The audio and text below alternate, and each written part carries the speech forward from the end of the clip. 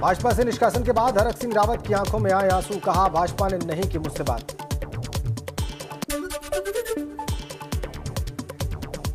भाजपा से निष्कासित होने के बाद हरक सिंह रावत का बड़ा बयान, कहा उत्तराखंड में आ रही है कांग्रेस की सरकार, निस्वार्थ होकर कांग्रेस को जिताने का करूंगा काम। आएगी ऐसी बुद्धि आएगी तो कहां से आ जाएगी? तो इसलिए आप कांग्रेस में शामिल नहीं, मैं इसलिए नहीं सम्मिलित हो रहा हूँ। इन्होंने निकाल दिया तो क्या करूंगा मैं? घर तो बैठने वाला व्यक्ति नहीं हूँ मैं, तो कफन बांध के राजनीति करता हूँ। तो अब आपका भविष्य क्या होगा सर? क्या है? मुझे कोई भविष्य नहीं चाहिए, मुझे उत्तराखंड का भविष्य चाहिए। क्या उत्तराखंड? मुझे कोई अपना भविष्य, उत्तराखंड का भविष्य, कांग्रेस की सरकार आ रही है, पूर्ण बहुमत से आ रही है, और जो नहीं भी आनी थी वो अब आ गई। एबीपी गंगा पर बोले हरक सिंह रावत, एक बार चाहिए मौका, सीएम के अलावा किसी दूसरे पद की नहीं इच्छा। ये मुख्यमंत्री मुझे बनाएंगे नहीं, मुख्यमंत्री के अलावा मुझे कोई पद नहीं चाहिए उत्तराखंड में। मैं देखो कभी मौका मिलेगा कभी बना दिया किसी ने, वो भी अपने लिए नहीं। मैं सोचता हूँ कि एक बार अगर मौका ईश्वर ने दिया, उस केदार बाबा ने मौका दिया, तो उत्तराखंड को मैं दिखाऊंगा उत्तराखंड को कि जो है इन्हीं संसाधनों के आधार पर जो है। हरक सिंह रावत को सीएम पुष्कर सिंह धामी का जवाब, कहा परिवारवाद की पार्टी नहीं है भारतीय जनता पार्टी, हरक सिंह को दिए गए कई मौके। हमने कोशिश करी हमेशा उनको लेकर चलें, लेकिन यहाँ पर चूंकि स्थितियाँ ऐसी हो गई कि वो अपने समेत अपने परिवार के लिए और अन्य लोगों के लिए पार्टी पर दबाव कर रहे थे, तो इसलिए पार्टी ने निर्णय लिया। हाँ, निश्चित रूप से हमने तय किया है कि एक परिवार से एक व्यक्ति को ही टिकट दिया जाएगा और किसी के परिवार में हम 2 टिकट 3 टिकट नहीं देंगे। हरक सिंह रावत को सीएम पुष्कर सिंह धामी का जवाब, कहा परिवारवाद की पार्टी नहीं है भाजपा, हरक सिंह को दिए गए कई मौके।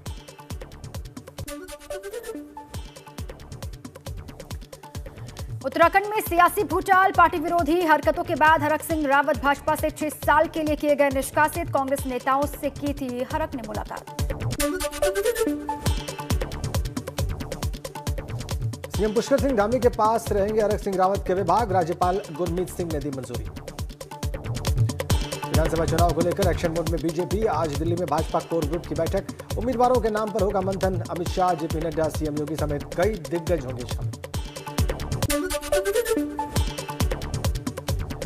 आज दिल्ली दौरे पर संजय निषाद, भाजपा के साथ गठबंधन पर लगेगी मुहर, संजय निषाद के दिल्ली में अमित शाह और प्रदेश चुनाव प्रभारी धर्मेंद्र प्रधान से होगी मुलाकात।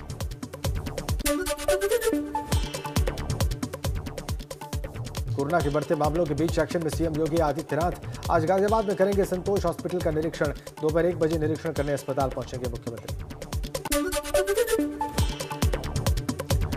सपा अध्यक्ष अखिलेश यादव की आज फिर होगी प्रेस कॉन्फ्रेंस, दोपहर 12:30 बजे मीडिया से मुखातिब होंगे अखिलेश। राकेश टिकैत ने सपा राष्ट्रीय लोकदल के गठबंधन को समर्थन देने की खबरों का किया खंडन, कहा किसान यूनियन किसी भी पार्टी या गठबंधन को समर्थन नहीं देगा, एक प्रत्याशी आशीर्वाद मांगने आया था, उसे आशीर्वाद दिया था बस।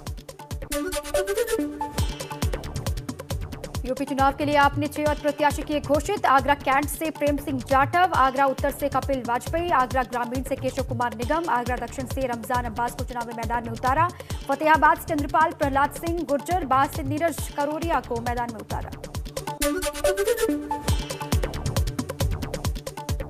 देहरादून में आज सीएम धामी करेंगे प्रेस कॉन्फ्रेंस, राज्य सरकार की योजनाओं की देंगे जानकारी, दोपहर 3 बजे के आसपास प्रेस कॉन्फ्रेंस करेंगे सीएम। सपा से गठबंधन नहीं होने के बाद आज आजाद समाज पार्टी बनाएगी रणनीति, सूत्रों से मिली जानकारी, ओम प्रकाश राजभर कर रहे हैं अखिलेश यादव की तरफ से चंद्रशेखर से बातचीत, बात बनने पर अखिलेश यादव से मिल सकते हैं चंद्रशेखर। सपा से गठबंधन न होने के बाद आगे की रणनीति बनाएंगे चंद्रशेखर आजाद, आज आजाद समाज की कोर कमेटी की बैठक होगी, कुछ देर में प्रेस कॉन्फ्रेंस करेंगे चंद्रशेखर। आज कांग्रेस के लिए दादरी में डोर टू डोर कैंपेन करेंगे छत्तीसगढ़ के सीएम भूपेश बघेल, कांग्रेस प्रत्याशी दीपक भाटी के पक्ष में करेंगे प्रचार, नोएडा में आचार संहिता के उल्लंघन के आरोप में बघेल पर दर्ज है एफआईआर।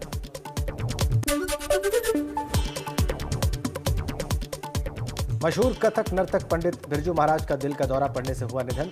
पद्म विभूषण से सम्मानित 83 साल के बिरजू महाराज का असली नाम था ब्रजमोहन मिश्रा।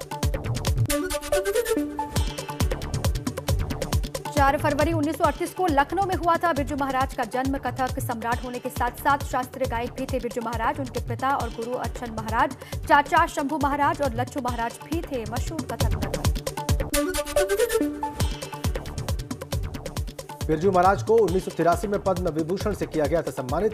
संगीत नाटक अकादमी पुरस्कार और कालिदास सम्मान मिला। काशी हिंदू विश्वविद्यालय और खैरागढ़ विश्वविद्यालय ने डॉक्टरेट की मानद उपाधि भी दी थी। बिरजू महाराज ने देवदास, डेढ़ इश्किया, उमराव जान, बाजीराव मस्तानी जैसी फिल्मों के लिए डांस कोरियोग्राफ किया था। इसके अलावा सत्यजीत राय की फिल्म शतरंज के खिलाड़ी में म्यूजिक भी दिया था।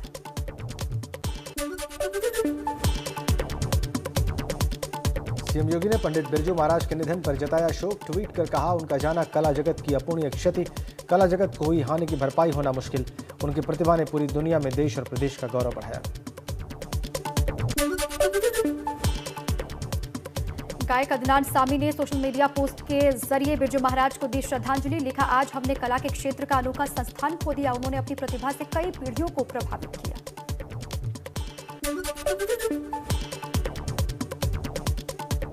पंडित बिरजू महाराज के निधन पर पीएम मोदी ने ट्वीट करके दी श्रद्धांजलि। शेयर की यादगार फोटो। लिखा, उनका जाना संपूर्ण कला जगत के लिए अपूर्णीय क्षति। शोक की इस घड़ी में उनके परिजनों और प्रशंसकों के साथ संवेदनाएं। अखिलेश यादव ने ट्वीट कर कहा, सपा के कार्यक्रम कार्यालय पर पूरी पाबंदी, लेकिन कुछ दिनों के बाद बाकी बचे मुख्यमंत्री और अमरोहा के भाजपा प्रत्याशी आचार संहिता और कोरोना गाइडलाइंस का मजाक उड़ा रहे हैं सरेआम। निर्वाचन न्याय को सुनिश्चित करना चुनाव आयोग का परम धर्म है।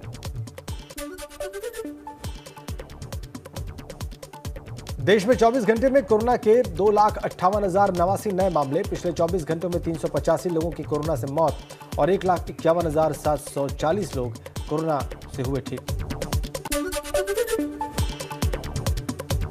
प्रयागराज के माघ मेले में एक बार फिर सामने आए कोरोना के केस। 5 और लोगों में मिली संक्रमण की पुष्टि। माघ मेले में अब तक कोरोना के 77 मामले सामने आ चुके हैं।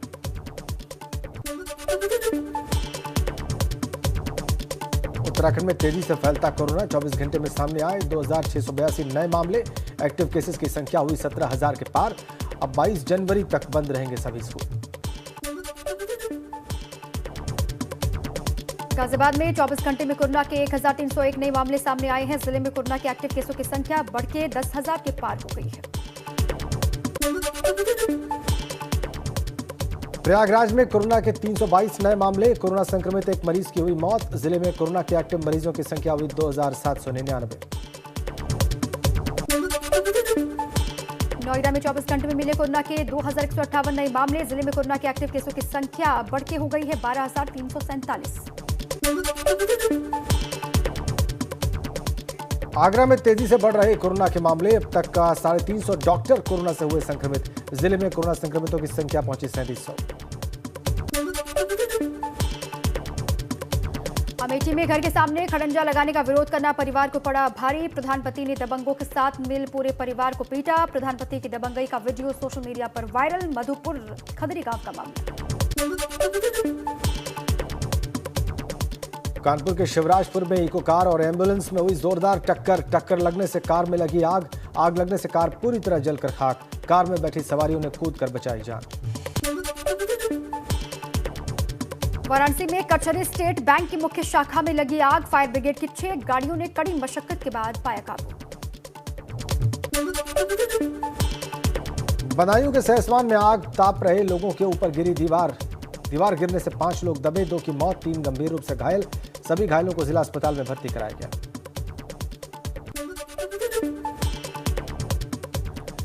दिल्ली में उत्तराखंड भाजपा कोर ग्रुप की बैठक में हुआ प्रत्याशियों पर मंथन। सभी 70 सीटों पर हुई चर्चा। अब 19 जनवरी को सीईसी की बैठक होगी। प्रत्याशियों के नामों पर लगेगी फाइनल मोहर।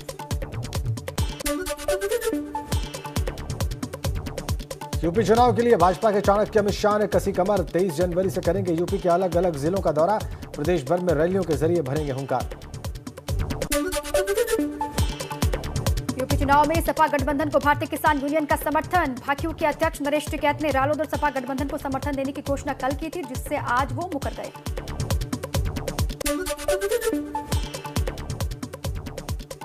मथुरा में ऊर्जा मंत्री श्रीकांत शर्मा ने कृष्ण जन्मभूमि में भगवान कृष्ण के किए दर्शन। विधानसभा चुनाव में जीत के लिए मांगा आशीर्वाद।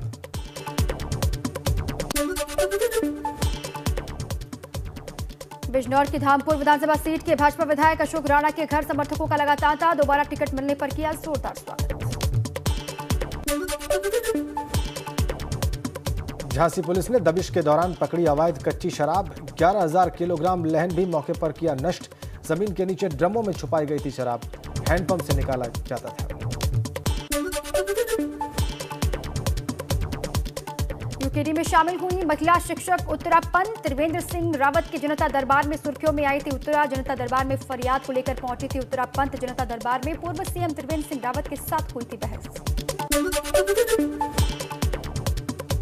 चित्रकूट में विश्व हिंदू परिषद के बैनर तले बुलाई गई चिंतन बैठक। बैठक में संतों ने योगी सरकार के गिनाए फायदे। मठ मंदिरों की सुरक्षा और उद्धार चाहते हैं तो एक बार फिर योगी सरकार को लाना होगा। दिल्ली सरकार के मंत्री गोपाल राय ने भाजपा और कांग्रेस पर साधा निशाना। गोपाल राय ने कहा, पिछले 21 साल में उत्तराखंड में कुछ भी काम नहीं हुआ। हटाए गए उधम सिंह नगर के एसएसपी दिलीप सिंह कुंवर। राज्य निर्वाचन आयोग ने की कार्रवाई। बिरंजीत सिंह बने नए एसएसपी। सीएम के करीबी थे दिलीप सिंह। हरिद्वार पुलिस ने जितेंद्र नारायण सिंह त्यागी को किया गिरफ्तार। जूना अखाड़े के महामंडलेश्वर स्वामी यति नरसिंहानंद महाराज भी गिरफ्तार। यति नरसिंहानंद महाराज के खिलाफ 3 मुकदमे दर्ज हैं। धर्म संसद में विशेष समुदाय पर अभद्र टिप्पणी करने का आरोप है। अजय कोठियाल का गंगोत्री विधानसभा क्षेत्र में door to door campaign. Kothiyal ने कहा कि अगर उत्तराखंड में आपकी सरकार बनती है तो युवाओं को मुहैया करवाया जाएगा रोजगार। वहीं सरकारी स्कूलों में शिक्षा का स्तर भी सुधरेगा।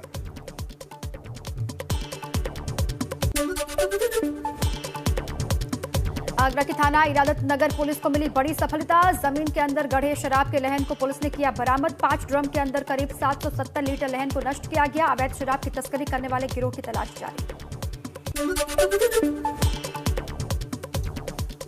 उत्तराखंड में आम आदमी पार्टी जारी करेगी हर विधानसभा का अलग घोषणा पत्र। 70 विधानसभा सीटों के लिए 70 घोषणा पत्र होंगे जारी। पूरे प्रदेश के लिए अलग से एक मैनिफेस्टो जारी होगा। पौड़ी में चुनाव प्रशिक्षण से गायब चल रहे पीठासीन अधिकारियों पर होगी एफआईआर। कई पीठासीन अधिकारियों के खिलाफ जारी किए जा चुके हैं कारण बताओ नोटिस। 17 जनवरी तक प्रशिक्षण में हिस्सा लेने की आखिरी चेतावनी भी की गई है जारी। एटा में अवैध असलाह फैक्ट्री का पर्दाफाश।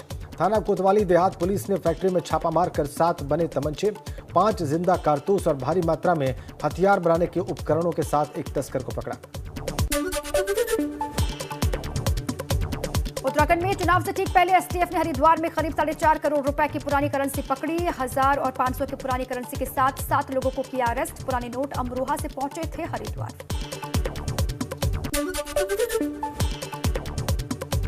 बुलंदशहर पुलिस ने विशेष अभियान में अलग अलग थाना क्षेत्रों में 2 अवैध हथियार बनाने की फैक्ट्रीज का किया भंडाफोड़। 17 बने 6 अधबने अवैध तमंचों समेत हथियार बनाने के उपकरण बरामद। 3 युवक मौके से गिरफ्तार किए गए। आगामी चुनाव शांतिपूर्ण ढंग से कराने के लिए उत्तरकाशी में किया गया पुलिस, आईआरबी और आईटीबीपी के जवानों ने फ्लैग मार्च किया। आचार संहिता का पालन और मतदान के दौरान मांगा सहयोग। उधम सिंह नगर जनपद की खटीमा विधानसभा में कांग्रेस कार्यकर्ताओं ने निर्वाचन अधिकारी को सौंपा ज्ञापन। शहरी और ग्रामीण क्षेत्र में कांग्रेस की प्रचार सामग्री हटाने और भाजपा की प्रचार सामग्री न हटाने का लगाया आरोप। निष्पक्ष कार्रवाई की मांग। डीजीपी अशोक कुमार ने विकासनगर में चुनाव के मद्देनजर मोरी और त्यूनी थाने का किया निरीक्षण। डीजीपी ने लोगों से भी पुलिस की मदद करने और चुनाव को शांतिपूर्ण ढंग से संपन्न कराने की अपील की।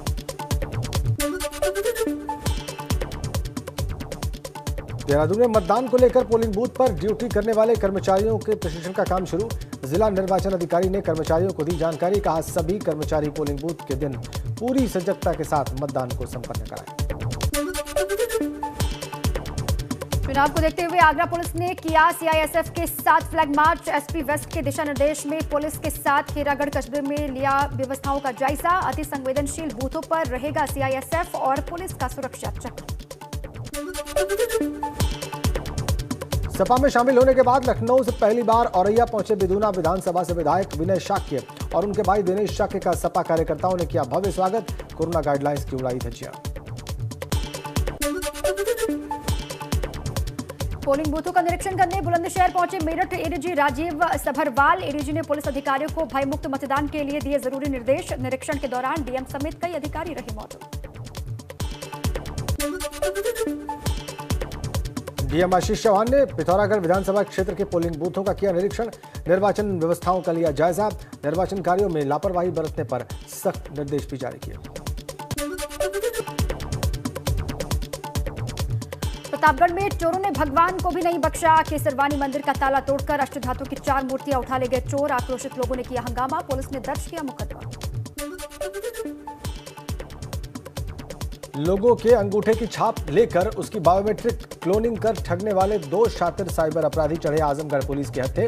उनके कब्जे से बने हुए क्लोन फिंगरप्रिंट और फिंगरप्रिंट बनाने के उपकरण बरामद।